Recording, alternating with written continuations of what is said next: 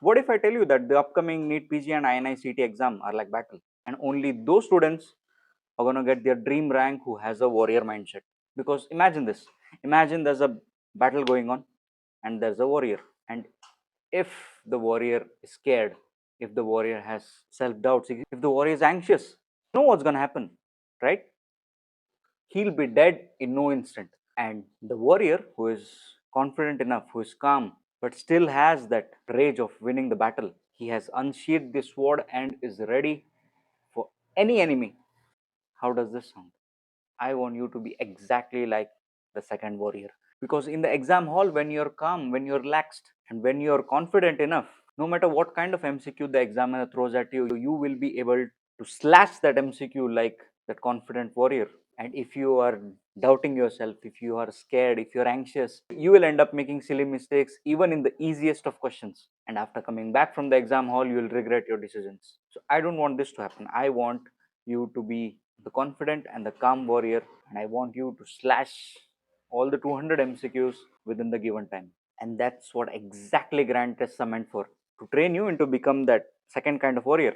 You know what, a lot of you make mistakes during giving a grand test. You focus on your knowledge or the marks gained from giving a GT. You don't focus on training yourself to sit for 210 minutes without losing focus and going through all the 200 questions. GTs are not meant only to test your knowledge, they're meant to test your mindset as well.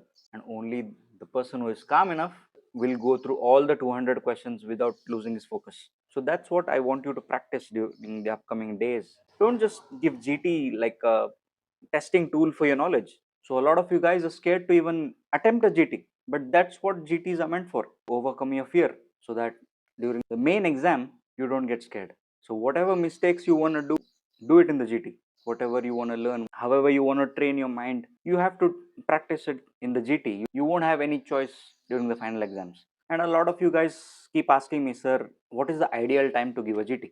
Most ideal time is even before you begin your preparation.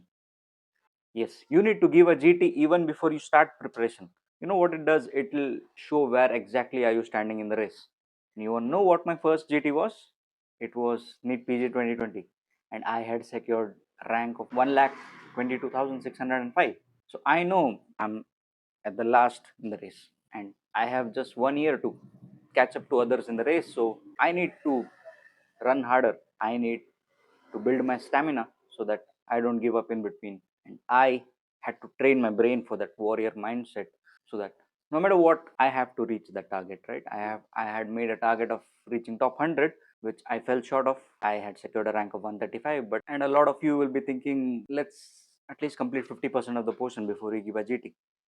Let me complete 3 to 4 subjects, then I'll start giving GT. Now, let me explain what giving GT earlier will do to you. So, imagine you want to play cricket, right? You want to play cricket, you want to learn cricket. So, what do? Do you keep watching cricket or do you enter the ground and start playing, start hitting the shots, or even, or at least try hitting the shots? You actually go to the field and play, right? This is what you need to do with GTs as well. Even though you don't know the techniques, even though you don't have any strategy, just go in the field and start playing. Start facing the MCQs.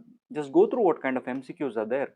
You have come across these topics in the MBBS, right? So I think you will be able to solve at least 50 to 60 questions correctly, which are the most basic type of questions which you will know because you have completed your MBBS, you have attended the clinical postings, you have even done your internship. So once you know your base level, you know how much efforts do you need to put in to reach that target of yours. Schedule your GT at the same time that when NEET PG will be conducted, and keep your phone aside. No, absolutely no distractions, and you're gonna sit for the entire 210 minutes without taking a break. On the first and second GT, it'll feel hard. You will feel exhaustion. You lose your focus. You'll feel distracted, but that's what you need to practice. So it's like working out in the gym, but this for your brain. Suppose you go to a gym, you don't directly start lifting 100 kgs, right? You start with the least possible you can, and over the months you build that strength, and I think after 4 to 5 months you will be able to deadlift 100 kgs. So your brain is also like that. You need to train your brain slowly. Don't overwhelm it, don't overburden it. It's okay, your first 3 4 GTs will not give you any good score. At least for the initial 3 to 4 months you won't see any great progress in your GTs. And initial 3 to 4 months are not for your marks. Keep this in mind. It's only for practice. So you need to get familiar with the questions asked. You need to get familiar with the topics asked, so that once you complete all the 19 subjects, and when then you give a GT, then you will realize what subjects you're weak at, what kind of questions you get stuck, and what kind of questions can you answer easily. And how do you approach GT? How do you give a GT? You need to give a GT exactly like you give it during your final exams or during your NEET PG exams. You need to set the GT environment like simulating an exam.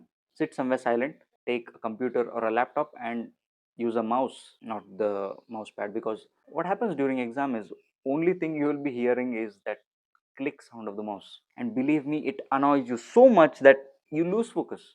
So now you know how to approach a GT. Simulate it like a real exam. You need to build discipline, you need to build mental stamina, and you need to practice focus for 210 minutes straight without getting distracted. Remember, the initial days are not for practicing the MCQs per se, it's for managing your stress, it's to reduce your anxiety level, it's to train your mind. After giving a couple of GTs, you will realize that you are way calm than before that.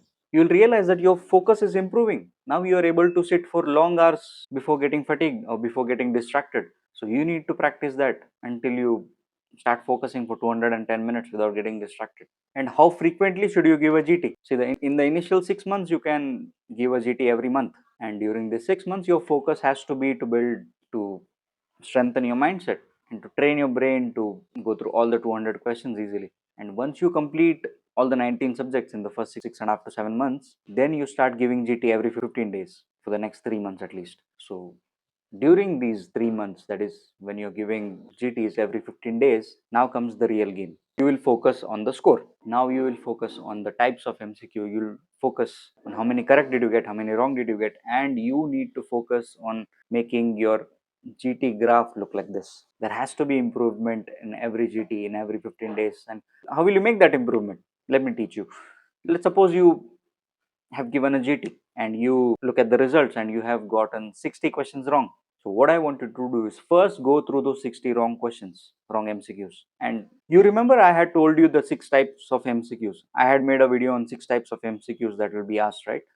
So now I want you to segregate all these wrong MCQs in those 6 types. Just go through and make a tally. Question 1 was memory based, question 2 was image based, question 3 was concept based. So once you make a list, you will have a number of which MCQs you had gotten wrong. Let's suppose in 60 MCQs you had 30 MCQs which you had got wrong of memory based questions, and 15 MCQs were clinical, 10 were trap questions, and 5 were long clinical vignettes. So now you know what your weak points are.